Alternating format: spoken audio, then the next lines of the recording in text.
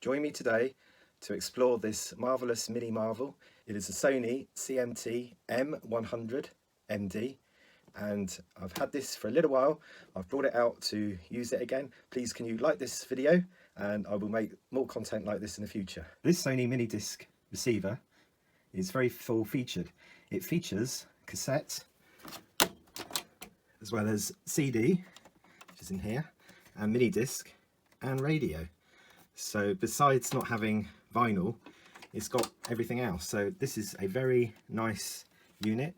I've owned this for about 6 years and I bought it from a charity shop for the sum of £10. So I think at the time I really did score a bit of a bargain.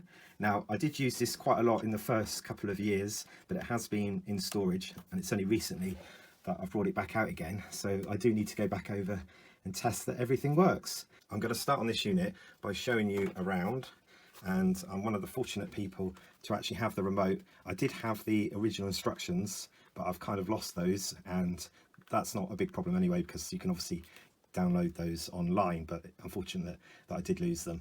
Now everything came with this, so I've got the original speakers and also the aerial that you plug into the back for the radio. So just looking at the remote, it kind of suffers from the yellowing effect. It would have been white or that colour, I guess. You can see as I turn it round, it's got that kind of old school retro discolouring that we kind of saw on Commodore computers, like the Commodore Amiga, Commodore 64, even the BBC B as well. Yeah, so this kind of white, it does go off. There are ways that you can remedy that, but as it's only a remote and it's not really affecting the unit, I'll probably leave as is. Exploring the unit then, we have at the top a very, very handy cassette deck. Now this is a straightforward, nothing special, just set up really to play regular normal bias tapes, and there's no Dolby or anything, but besides that it is a well made deck. It does play tapes pretty well actually, and as you can see it's got auto reverse. You've also got some room here to make the alignment, the adjustment on the head, and it just says here push to open, push again to close. So it's got quite a nice display that's backlit. I'll show you that in a minute. There's the power on and off. There is a function, and then looking at this side we've got tuning and also advancement of tracks. You've got the stop, mini disc eject and CD eject. So the mini disc is obviously right next to the mini disc and the CD eject is right next to the CD. What I like is actually this setup of buttons. It really is quite intuitive. So we've got tape, so as soon as you press that it switches mode, starts to play the tape, and then on the same button in the down position you've got the radio. In the center one you've got the mini disc, which is play or pause. You have a CD, which is play or pause as well, so it kind of makes sense that they're there. And then you have up and down volume as well. So nice that it's a big, easy to see button when you've got this functioning in your home. And then if I just pull that flap down, it does support external stereo headphones, although obviously this is 3.5 jack. There's a play mode direction and tuning button for the radio. So the play mode is for the tape. There's a repeat and a FM mode. Then we have synchro mode. So this is very useful for when you're doing your recordings, and I'll explain which way you can do the recordings on this. There's also a record mode and then enter start. So all these are kind of, I suppose, the main buttons to get you started, particularly if you haven't got a remote. And then you can record to mini disc and you can record to tape. So if you're back into playing and mucking about with Walkmans, cassette Walkmans, then to be able to record from mini disc to tape is pretty good, as well as maybe archiving recordings that you might already have on tape to mini disc. So you might have some mixtapes that you want to copy, so you can go from tape to mini disc. And then there's a pause feature there for the tape. Observe a few screws holding the panels on. The same on each side. And then on the back, it actually mentions a different model number than what's on the front. So this, I guess, is the kind of parent or main model number, the HCD M10. And we've got some push-in speaker connections. There's a PC link, which looks suspiciously like a S-Video plug or socket. Now this won't let you copy music directly over the PC link. What it will allow you to do is use software on a old deprecated Windows operating system, like Windows XP, and will allow you to do various titling and track information modifications using the PC link. So that's what that's about. There's a digital optical in. It's still got the little plug there to protect it.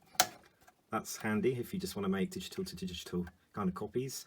And then there's even an analog in as well. So you can see already there's quite a decent selection. We've got what the units is supplied with, but also potentially we can also put in a record player. We'd have to look that the record player's got a preamp because you'd have to boost the signal up to the input here. But this is quite nice to have this input, and obviously to have the digital one as well. So you could take a digital from another source and feed that in and record that. And then down here we've got the AM antenna, and then for the FM it's a coaxial there. Now what's interesting is it does mention US and foreign patents license from Dolby Laboratories, but this doesn't seem to support Dolby, so I'm a little bit confused why that is on there, but maybe someone knows. Right, let's get some speakers on this and power it up. Still got the price stuck on the back of one of the speakers. But moving down, we can see that these speakers are the SS CM100 range of speakers, and the impedance there is 6 ohms. If you like these sorts of videos, I made a video about a Victor or JVC GX77 system, which was a Japanese only model, and I reviewed that quite recently. So looking at this one now, this is the default kind of mode once you power it up.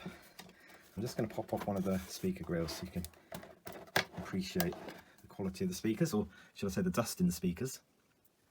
So they're little wooden Sony speakers, and yeah, a bit dusty but in reasonable condition. The default mode when you power this up, it just goes into this kind of annoying demo mode. Now I don't know if you can clear this demo mode off properly without the remote. So I found that with the remote I had to turn off the demo mode, and I think I did that by pressing display. So let's just power it on, and then I'm just going to press display. Let's try setting the time. Let's just check the clock's set. It's gone into standby. Yes, you can see it very faintly. It says 9:23.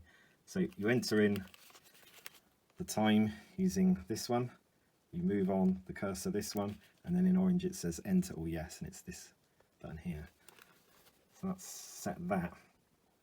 So my first test then is whether or not there's a mini disc in here.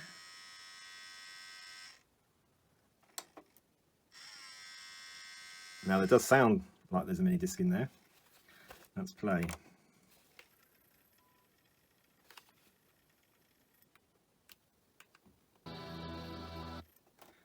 If I'm not mistaken, that's the beginning of the soundtrack to The Jazz Singer from Neil Diamond. So that mini disc is stuck in there, which is unfortunate. Let's just stop that and try. There we go, Neil Diamond. That's, no, it's not going to eject. So this is a one disc only machine as it stands. Let's have a look at the CD. And inside it, we do have a CD, and the tray's opened. Will that play? Unfortunately not. So it does look like there's a few issues requiring a part 2 video. Let's put a tape in there.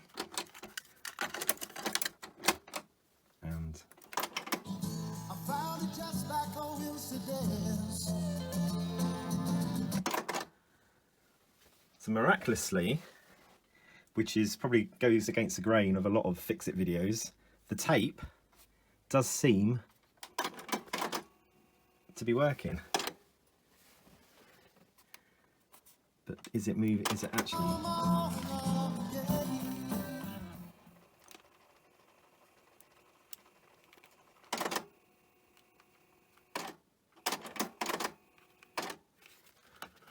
So the tape is playing, but it is not letting me forward the tape on.